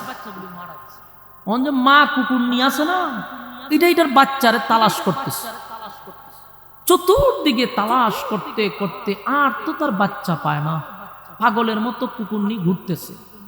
তার চেহারা দেখলেই বোঝা যায় যে বাচ্চা হারাইয়া কুকুরনিটা পাগলের মতো হয়ে গেছে, দুধ পান করাইতে পারতেছে না, স্তনে ব্যথা শুরু হয়ে গেছে। তো মানুষরূপী জানোয়ারটা তো এই বাচ্চাগুলোর মাইরা ফেলাইল। এখন ঘটনা হইল কি, বাচ্চাটা তো চিল্লাইতেছে, কুকুরনি চিল্লাইতেছে, চতুর্দিকে ঘুরতেছে, পাগল পাগল হইয়া যেদিকে যায় দৌড়াদৌড়ি করতেছে। এই যে কুকুর হইল, চতুষ্পদ জানোয়ার হইল, মা তো কথা হয় না, সন্তান হারাইছে না। কুকুরনি মা, কুকুরনি মা, কুকুরটা পাগলের মতো ঘুরতেছে তার সন্তানের জন্য। শেষে 2টা বাচ্চা কোথার থেকে যেন আনছে, এটার সামনে দিছে। তার নিজের সন্তান মনে করি, এগুলার দিকে পাগলের মতো হয়ে গেছে। আমি ভিডিওতে দেখছি পাগলের মতো হয়ে গেছে, এগুলার দুধ পান করাইতেছে। চিন্তা করলাম, একটা কুকুর, মা কুকুর, তার বাচ্চার জন্য তার ভিতরে কতটা দরদ। আর আমাদের দেশে মানুষরূপী জানোয়ার নিজের সন্তান, 2টা সন্তান রে প্রচন্ড ঠান্ডার মধ্যে গভীর রাত্রে 2টা অবুঝ বাচ্চাকে রাস্তায় ফেলে দিয়া মা চলে গেছে।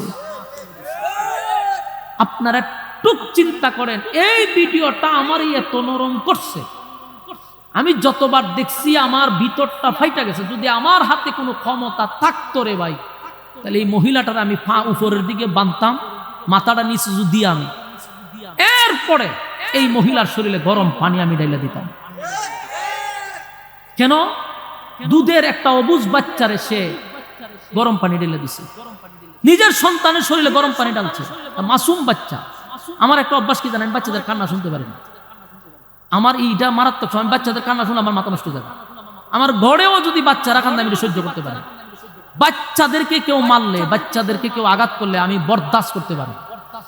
এটা আমার আগের থেকে অভ্যাস, আমার অটোমেটিক চলতে পানি চলে আসে। বাচ্চাদের ব্যাপারে আমি খুব নরম। তো আমি যখন এই ভিডিওটা দেখছি, আমার এত কাঁদাইছে। ছোট্ট বাচ্চা, মাসুম বাচ্চার শরীরে মা হইয়া গরম পানি ঢেলে দিছে।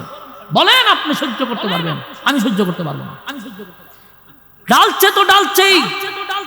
গভীর রাত্রে 2টা বাচ্চারে রাস্তার মধ্যে, প্রচন্ড যেই সময়টাতে আমরা লেপ কম্বল দিয়া ঘরে টিকতে পারি না, 2টা-3টা কম্বল দিয়া ঘরে লেপের তলে ঘুমানি লাগে, ঠিক না? গাড়িতে যে আমরা বসি, হিটার দিয়া বসি, এরপর শীতে কাঁপায়ালা গরম হিটার সাইরা বসি।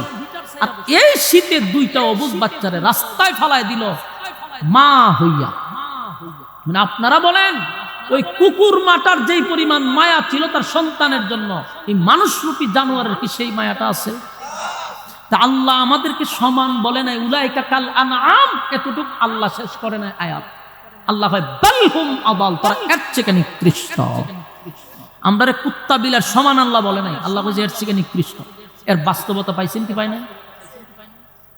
তো আমার প্রশ্ন হইল, কুত্তা মারার কারণে প্রশাসন এই মহিলাটাকে গ্রেফতার করলো, বিচার হইল, 2টা অবুঝ বাচ্চার এদের রাস্তার ফালায় একটা বাচ্চা কিন্তু শীতের কারণে, ঠান্ডার কারণে কিছুদিন আগে মারা গেছে। এই বাচ্চাটা মারা গেছে। আর সবচেয়ে বেশি আমার হৃদয়ে লাড়া দিছে একটা দৃশ্য দেখা, 4 বছরের একটা বোন, 2টা বাচ্চারা ফলাই গেছে না, এর মধ্যে একটা বাচ্চার বয়স হলো 4 বছর।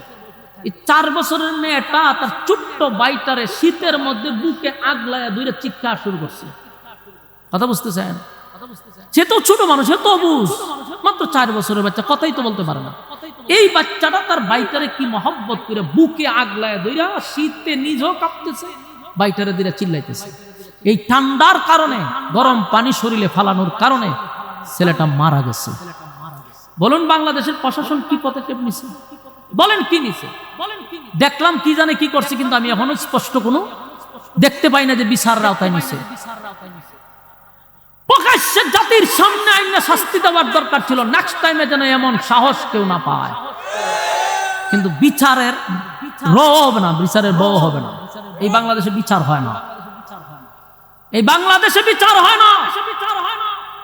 এই জন্যই মানুষ এখন দিন তো দিন অপরাধ নিজের হাতে তুলে নিচ্ছে, কারণ প্রশাসনের প্রতি মানুষের আর বিশ্বাস নাই, আস্থা নাই। আপনি একটা সুরে ধরছেন, ধরে আপনি জেলে দিবার আগে, পুলিশের কাছে দিবার আগে পুলিশে ছেড়ে দেয়, তখন নেক্সট টাইম এই সুরে ধরলে কি শ্রোতারা, জনগণটার পুলিশের কাছে দিব? তখন এটার ভিড়ে মেরা লায়, পরে কয় মব সৃষ্টি করছে, পরে কয় একটা বিশৃঙ্খলা সৃষ্টি করছে, বিশৃঙ্খলা সৃষ্টি করছে প্রশাসনের লোক, এদেরকে সাইজ করা দরকার। তোরা বিশৃঙ্খলা, তোরা চুরি ডাকাতি করলে এদেরকে ধরে দিবার আগে তোরা ছেড়ে দেশ, তাস্কিয়া জামিন দেয়া দেশ। ভালো মানুষ জেলে পয়সা মরতেছে, এদের জামিন হয় না, সুদ ডাকাতের জামিন হয়। এখনো বাংলাদেশে অসংখ্য আলেম জেলখানায় নিরপরাধ মানুষগুলাকে জেলখানায় ঢুকায় রাখছে, একজনের জামিন হয় না, একজনের জামিন হয় না। সুর বাটপার বদমাশ গুলিরে, খুনিদেরকে জামিন দিয়া দেয়। আমাদের অসংখ্য আলেমরা জেলখানায় আছে, জামিন নাই। আমাদের একজন রাহবার হারুন ইজাহার সাহেব হাফিজাহুল্লাহ উম্মতের দরদি হইয়া প্রত্যেকটা আলেমদেরকে বাইর করার জন্য উনি যেই পরিমাণ চেষ্টা চালাইতেছে, বাংলাদেশে কি আলেম ওলামা কম আছে? কিন্তু উনার মতো আপনি কয়জন পাইবেন? উনি নিজে কারা নির্যাতিত একজন আলেম, সারাটা বাংলাদেশের যত জায়গায় আলেমদেরকে বন্দী করে রাখছে এই হারুন ইজাহার সাহেব, সব জায়গায় নিজের টাকা দিয়া যেভাবেই হোক উম্মতের দরদি হয়ে আলেমদের পিছনে খাটতেছে, মেহনত করতেছে। উনার পাশে যদি আরো 10টা আলেম দাঁড়াইতো এরকম। আপনি দেখছেন একজন সমন্বয়করে দইরা জেলখানায় নিছিল আমাদের হবিগঞ্জে, সব যুবকরা জেলখানা ঘেরাও করছে, প্রশাসন বাধ্য হইছে তারা ছাইরা দিতে। আমরার একজন আলেমরে দইরা নিলে কয়টা আলেম মাডলামে ফাকনা ফাকনা কথা কইবার লাগে মৌলবীডি সবার আগে দিয়া ফান খায়, আর ফেসবুক একটা পাইছে সাংবাদিক হয়ে গেছে গা, মুর্শিদের কোন আনমাজে বই সারে। এগুলো সবচেয়ে দাজ্জাল মার্কা এই মৌলবীগুলা কিয়ামতের আলামত। ফেতনা লাগাই মৌলবী, ইডি খালি বইবে ফান খাইবো আর ফাকনা ফাকনা আলাপ করব। দেখবেন যত জায়গায় বিতর্কিত লেখা আছে সবগুলা দেখবেন এই মৌলবী। আমি যত জায়গায় গালি দেখি সব দেখি টুপি দাড়িওয়ালা। কেড়ে দি তোর কি হায়ালত জানাই? ফেসবুক তো বড় আমরাও চালাই, আজ পর্যন্ত একটা কমেন্টস কোনো আনো করলাম না। তোরা ফেসবুক চালাস তো কি হয়েছে? সাংবাদিক হয়েছে গা, তোর কি ফলোয়ার আমাদের কম? দেখছো কোনোদিন বলতে পারবি যে আসামি অথবা কোনো হুজুর একটা ইয়ে করছে? এই দেড়টিকে আমি যে মাঝে মাঝে রাগ করে বলি, দেড়টিকে মৌলবী কেন বলি? তোরা যে এইগুলা গালাগালি লেখস, মানুষও তো প্রোফাইলে টান্দা দেখে টুপি আর দাড়ি, তখন তো আমার টুপি আর দাড়ির উপরে বদনাম হয়। তোর তো হায়া লজ্জা নাই, কিন্তু টুপি আর দাড়ির তো দাম আছে। এটার মান সম্মান তোরা মারতেছিস যে কোনো বিষয় কেন? তোরা পারস না? এই লেখালেখি না কইরা, মানুষের গালি গালাস না কইরা পক্ষে লেখ, যত সমালোচনার লেখা আছে সব দেখবেন এই মৌলবী। বাধ্য হইয়া বলতেছি তো, বললে আবার এই মৌলবীরই দেখবেন কালকে আবার বিরোধিতা করে। তো এদের কোনো কাম কাজ নাই। তো যারা শুধু মসজিদ নিয়ে আছে এদের কোনো কাম কাজ নাই। পাঁচ ওয়াক্ত নামাজ ছাড়া কি কাজ আছে? বেটা তুই একটা ব্যবসা কর ফাঁকা দিয়া, তুই একটা কাজে তাক, তুলে মানুষের সমালোচনা করার সুযোগ পাবি না। তো সারাদিন মসজিদও তাকার পরে পাঁচ ওয়াক্ত নামাজ পড়ে তার কোনো কাজই নাই। সারাদিন তাকে অপশন, আর যত লেখালেখি আসবে দেখবেন গালাগালি আছে সব টুপিয়ার দাড়িওয়ালা। কেন রে ভাই? তোদের কারণে তো মান সম্মান যায় আমাদের। মানুষের জিগা যায়, দেখেন লেখছে কেনা গালি দেয়, কপালের টান্দা দেখি মৌলবী মানে উপরে তো তুতো বলার, তো আবার নিজের উপরি পড়ে না বলতে পারি না সইতে। আমার যুবক ভাইয়ারা শোনো, যুবকরা যদি হবিগঞ্জ জেলার প্রশাসন ঘেরাও করতে পারে, জেলখানা ঘেরাও করে তার বাইরে ছুড়াই আনতে পারে, আমরা কি আলেমরা কম বাংলাদেশে? আমরা একজন আলেমরে নিলে কেন আমরা সবাই নামি না? কেন নামতে পারি না? আমাদের আলেমরা জেলখানায় বইরা বইরা মরতেছে। 18 বছর 19 বছর হয়ে গেছে একটা আলেমরা জেলখানায়, নিরপরাধ। সে নিজেও জানে তার অপরাধ। তারা ছাড়ার জন্য কেউ তদবির করে না, একমাত্র হারুন ইজাহার সাহেব। আল্লাহ তাআলা ওনার হায়াতে আমলে বরকত বাড়ায় দেন। নিঃস্বার্থ একজন আলেম, আরনি জাহার সাহেবের মতো বাংলাদেশে আরেকজন আলেম আপনি দেখাইতে পারবেন না। উম্মতের এত দরদি একটা লোক আপনি দেখাইতে পারবেন না। মানে সবগুলা হইল এই শেয়ারের পাগল, সবগুলা শেয়ারের পাগল, সবগুলা স্বার্থের পাগল। একমাত্র উম্মতের দরদি এই আরনি জাহার সাহেব কাজ করতেছে। আল্লাহ তাআলা ওনার হায়াতে আল্লাহ বরকত বাড়ায় দেয়। গোপনে গোপনে কাজ করতেছে, নিজের টাকা পয়সা শেষ, কয়েকবার জেল কাটছে, কয়েকবার নির্যাতিত হয়েছে শেখ হাসিনার আমলে। তো আমার প্রশ্নটা, দুঃখটা এই জায়গা, আমরার ব্রাহ্মণবাড়িয়া হোক, হবিগঞ্জ হোক, সিলেট হোক, ঢাকা হোক, যে কোনো প্রান্তে হোক, কোনো আলেমকে যদি ধরে সব মৌলবীরা মাডেল আনবেন। কথা বুঝতেছেন? সব মাডেল আনতে হবে। কদিন আগে একটা কথা বলছিলাম যে আমাদের বড় আলেমরা যদি জেলখানায় নেয় আমরা মাডেল আমি প্রতিবাদ করি, কিন্তু আমরার মতো শুরুরা যদি কেউ ধরে নেয় বড় বড় আলেমরা আর খবর নাই। তো তোমরা বড় হয়েছে দিকে তোমরা ফোক কি মাডেল আনতাম খালি আমরা, তা আমরা যে তোমাদের ফোককে নিয়ে মাডেল আমি আমরা ধরে নিলে তোমরার কোনো ভূমিকা থাকে না। আমার কথাটা কি বাস্তব না বাস্তব? আজকে ব্রাহ্মণবাড়িয়ার বড় কোনো একজন আলেমরা ধরে নোক, দেখবেন উনি ডাক দেওয়া লাগে না, মহব্বতে সবাই মাডেল আনতেছে, কিন্তু আপনাদের মধ্যে একজনটা ধরে নিলে এই হুজুর আপনারা চিনেও না। এরকমটা কেন হচ্ছে? এই কারণে আস্তে আস্তে মানুষ গড় গুছায়া গেছে, গড় উঠতে যেতেছে যে না এরা দৈরা মাইরা লাগে আমরা দেখার বিষয়। কারণ হলো আমরা যখন বিপদে পড়ি এরা আমরার জন্য আর মুখ তুলে না। এরা মনে করে আমরা হইলাম জাতির রাহবা, আমরারও দৈরা নিব, হেরা মাডেল আনবো, এরারে দৈরা নিয়ে কুবাই এলাক আমরা দেখার বিষয় না। এই বৈষম্য দূর করতে হবে, আপনাদের উদারতা বাড়াইতে হবে, সংকীর্ণতা কমাইতে হবে। বাস্তব না বাস্তব? সম্মানিত সুধী, আমার সব কথা সবার কাছে ভালো লাগে না, এই জন্য আমার বিরুদ্ধে সবচেয়ে বেশি লেখালেখি করে, গালাগালি করে, কিন্তু আমি মাঝে মধ্যে উচিত কথা বেশি বলে বলা। এটা আমার জন্য আসলে শুরু বয়সে এত উচিত কথা বলা ঠিক না। অনেকেই আমার বিরুদ্ধে লেখালেখি করেন, কিন্তু ভাই বাস্তবতা মিলাইয়া দেখতেন। কথা কি আমার স্বার্থে বলছি না উম্মার স্বার্থে বলছি? আমার কোনো স্বার্থ নাই, কোনো স্বার্থ নাই। এই জন্য আমি আপনাদেরকে যেটা বুঝাইতে চাচ্ছি এটা হলো আমরা ঐক্যবদ্ধ হতে হবে। কথা বুঝতেছেন? আমরা যদি এখন বিচ্ছিন্নভাবে থাকি আমাদের পায়ের নিচে কিন্তু মাটি নাই। আপনারা বুঝতেছেন যে এখন দেশ আমরা হয়ে গেছি কিচ্ছুই না। ওই আগের নাটকের প্রধান চরিত্রে এখন হুজুররা রেডি হইতেছে। 16 বছর যে নাটকের প্রধান চরিত্রে আমাদেরকে রাখা হয়েছিল, এখনো প্রত্যেকটা নাটকের প্রধান চরিত্রে আমাদেরকে ঢুকানো হচ্ছে। 16 বছর যারা যেই কাঠ দিয়া যেই নাটক দিয়া চলছে, এখনো যারা আসবে অথবা আসতেছে এরা ওই হুজুরদেরকে ফাটার বলি কইরা আবার ক্ষমতায় যাবে। তা আপনারা কি সারা জীবন হুজুরা খালি আমরা টিস্যুর মতো ব্যবহার হব? আমাদের নিজেদের একটা প্ল্যাটফর্ম তৈরি করার দরকার না? কিন্তু এটা কি ফেসবুকে গালাগালি কইরা? শালীনতা বজায় রাখতে হবে। জাতিকে আমরা যেন না হাসাই, মানুষকে হাসাইলে সমস্যা। আমাদেরকে মানুষ যেন পাতলা মনে না করে। আপনি যে ফেসবুকে গালাগালি করেন, পোস্ট করেন, লেখেন, এতে কি আপনার ওজন বাড়ে? আপনি মনে করতেছেন আপনি অনেক কিছু, আপনার ওজন কমতেছে, আপনার মানুষ পাতলা কইব। এই জন্য সব জায়গায় লেখালেখির যায় না, মানুষের গালাগালি করেন, যুক্তি দিয়া কথা বলেন। আপনি যে এইগুলা করতেছেন আপনার মানুষের কাছে ওজন আপনার কমতেছে। এই জন্য আমরা কাজ করতে হবে ভাই। আমি যেটা বলতেছিলাম যে আল্লাহ মানুষকে চতুষ্পদ জানোয়ার কেন বললো? বলুন কেন বলছে? কারণ এই যে আমি একটা উদাহরণ দিলাম, বাংলাদেশের একটা দৃশ্যটা আপনাদের সামনে তুলে ধরলাম। কুকুরের যে সন্তানের প্রতি যে মহব্বতটা ছিল সেটা মানুষ রূপী জানোয়ারদের সেই মহব্বতটা নাই। ঠিক না? ঠিক। এই জন্য আল্লাহ বলছে মানুষ চতুষ্পদ জানোয়ারের সমান বলে নাই, কইছে এর থেকে নিকৃষ্ট। ঠিক না? ঠিক। এর থেকে নিকৃষ্ট। কিন্তু আল্লাহ তো আমাদেরকে সবচেয়ে সম্মান আর মর্যাদা দিয়া পাঠাইছিল। মানুষ বানাইয়া কসম 60টা করছিল। ফেরেশতাদেরকে সম্মান দেয় নাই, মানুষকে সেই সম্মান দিছে।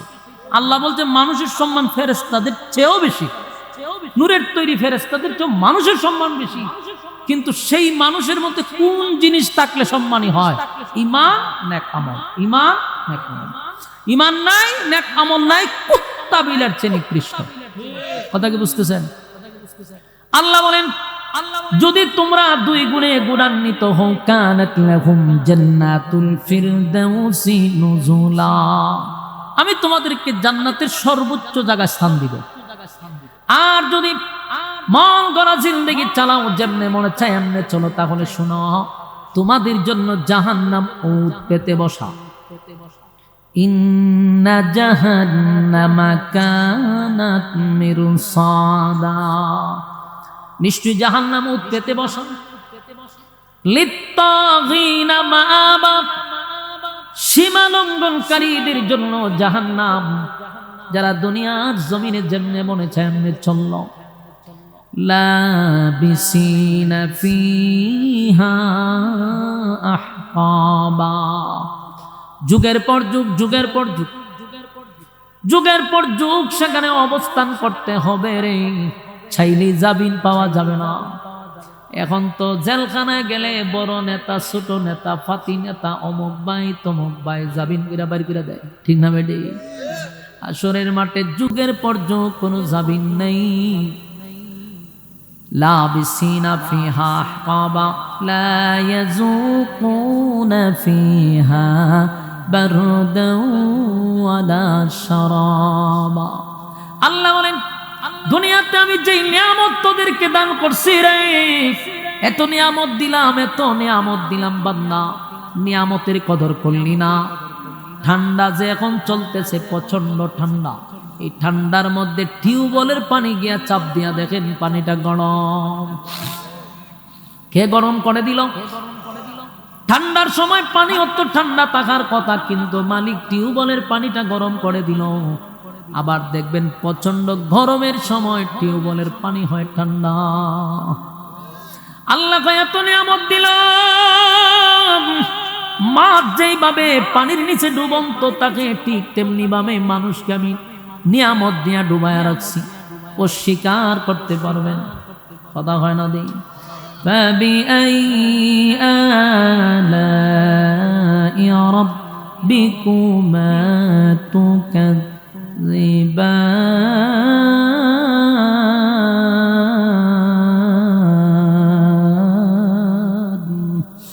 আল্লাহ বলেন, فبأي آلاء ربكما تكذبان। বান্দা বল, কোন কোন নিয়ামতের আমার অস্বীকার করবি? ডানে তাকা, বামে তাকা, উপরে তাকা, নিচে তাকা, সব জায়গায় আমার নিয়ামত চলে। আল্লাহ এত নিয়ামত পাওয়ার পর আমার গোলামি করলি না। আল্লাহ কয় সেখানে ঠান্ডা এবং পানি শরবতের কোনো ব্যবস্থাই করা হবে না। ইল্লা হামিমান ওয়া গাসসাকা, এমন এক পানি আর দেওয়া হবে রে, যেই পানির জন্য মানুষ হাজার হাজার হাজার বছর পর্যন্ত আবদার করবে, কিন্তু এমন একটা পানি তখন দড়ায়া দেওয়া হবে, বান্দা পানি পান করে বলবে, আল্লাহ পানি পান করার আগেই ভালো ছিল। কারণ এই পানি পান করবে রক্ত পুজ আর বিষাক্ত পানি, টকবগে গরম, ভিতরের নারী বুড়ি সব পচে গলে বাহির হয়ে যাবে। একটা চিৎকার দিয়া বলবে, মালিক এই পানি তো আপনার কাছে চাই নাই। তখন আল্লাহ কি জবাব দেয় শুনেন, জাযাআও ওয়াফাকা। তখন বুঝ বান্দা কেমন লাগে। এই কথাটা এমন আঘাত লাগবে, একদিকে শারীরিক যন্ত্রণা, অন্যদিকে এই কথার দ্বারায় মানসিক যন্ত্রণা শুরু হবে। আল্লাহ বলে, এখন বুঝ মজা কেমন লাগে। দুনিয়াতে আমার দেওয়া নিয়ামত খাইয়া আমার নাফরমানি করলি। আমি যদি বান্দা দুনিয়ায় তুই একবার ডাক দিতি, 70 বার তো আমি জবাব দিতাম। আজকে তুই জাহান্নামে আইসা 1000 বছর ডাকছস, আমি জবাব দিতে প্রস্তুত না। বলুন, সেই জাহান্নামে কি আমরা যাইতে চাই? না, আমরা তো যাইতে চাই না। সকলের একটাই আশা আকাঙ্ক্ষা, পরকালে আমরা সুখ শান্তিতে থাকতে চাই। এই আশা নিয়ে তো ঘর থেকে বাহির হইয়া আরামের বিছানা ছেড়ে আপনারা নরমাল বিছানায় বসছেন, আপনারা কষ্ট করে এখানে বসছেন। কোনো আশা, দুনিয়ার কোনো আশা আকাঙ্ক্ষার জন্য না, দুনিয়ার কিছু পাওয়ার জন্য না, দুনিয়ার কোনো লোভ লালসায় না, পরকালীন শান্তির জন্য, পরকালের নিয়ামত পাওয়ার জন্যই তো ঠান্ডার মধ্যে এখানে বসছেন। উদ্দেশ্য হলো পরকালের সুখ শান্তি আপনারা চান। তাহলে সুখ শান্তি যদি আমরা চাই, কিছু পাইতে গেলে কিছু দিতে হয়। বলুন, কিছু পাইতে গেলে, কিছু পাইতে গেলে কিছু দিতে হয়। আপনি যদি কিছু পাইতে চান তাহলে দিতে হবে, তারপরে পাইতে হবে, ঠিক না বেডি? দুনিয়াতে আসছেন পরকাল কামাই করার জন্য। তাই আল্লাহর রাস্তায় দান সদকা যেমন করা দরকার, জানে মানে সব জায়গায় আমাদের প্রস্তুতি থাকা দরকার, আছে না নাই? কারা কারা সেই রাস্তায় যাইতে হাত তুলেন দেখি, মাশাআল্লাহ, হাত তুলেন। লিল্লাহে তাকবীর, লিল্লাহে তাকবীর।